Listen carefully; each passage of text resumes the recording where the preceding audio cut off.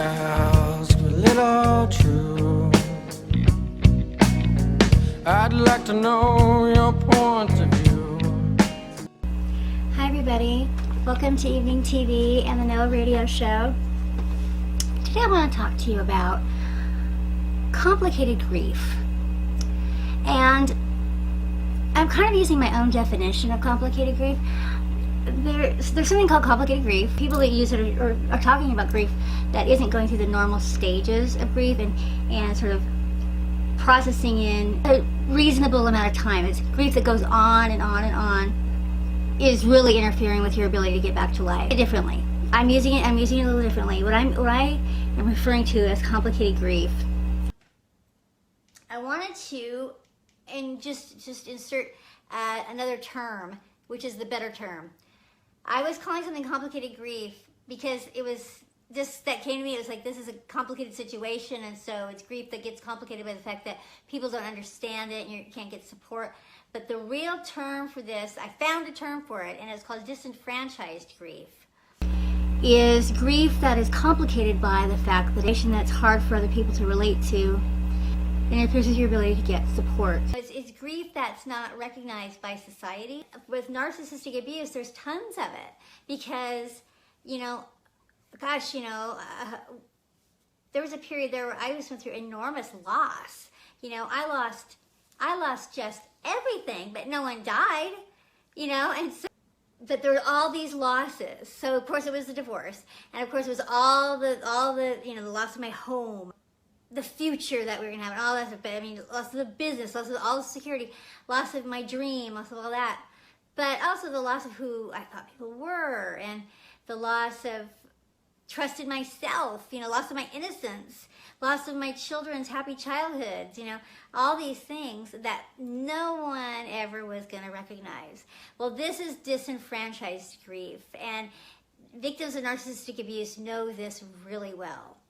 This is most of our grief, I would say, is disenfranchised grief, because the only kind that is really, normal grief, in my experience, in all these losses, the first any kind of acknowledgement that I got was when my son died. And as awful as that was the first loss that I had where I actually got some level of compassion and support, but not a lot. It's complicated by the fact that I didn't have any support from my family, and I had limited support because I was estranged mostly in the community and scapegoated and exiled out of the community, so pretty much cut off from everybody. So it was still really, really limited, the amount of compassion or empathy that I did get, but there was at least some, whereas there wasn't any with any of the other. And in fact, it was mostly just blamed or looked away, or something like that. There was no acknowledgement of God, sorry for all your loss, So the complicated part was about all those losses before. Before I lost my son, I lost everyone else. And there was no sympathy card, there was no flowers, there was no nothing. In fact, mostly I was blamed, and I know this is the case for a lot of us. When you lose people this way, it is a death. It is absolutely a death.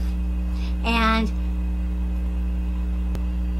you're not going to get, and I'm really sorry you lost your mom. I'm really sorry you lost your whole family. I'm really sorry you lost your husband, but you did. If you have a narcissistic family, you aren't sharing the grief.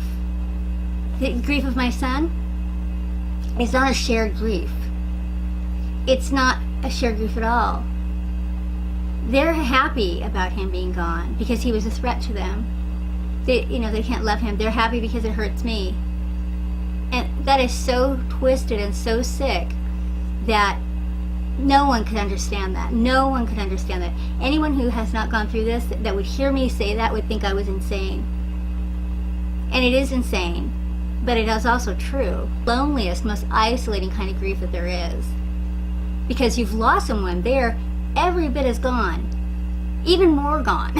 Because Noah died, my grandmother died, but they died the people I thought they were. They died the people that I loved. With all these other relationships, they're gone And they're gone having betrayed everything I thought about who they were.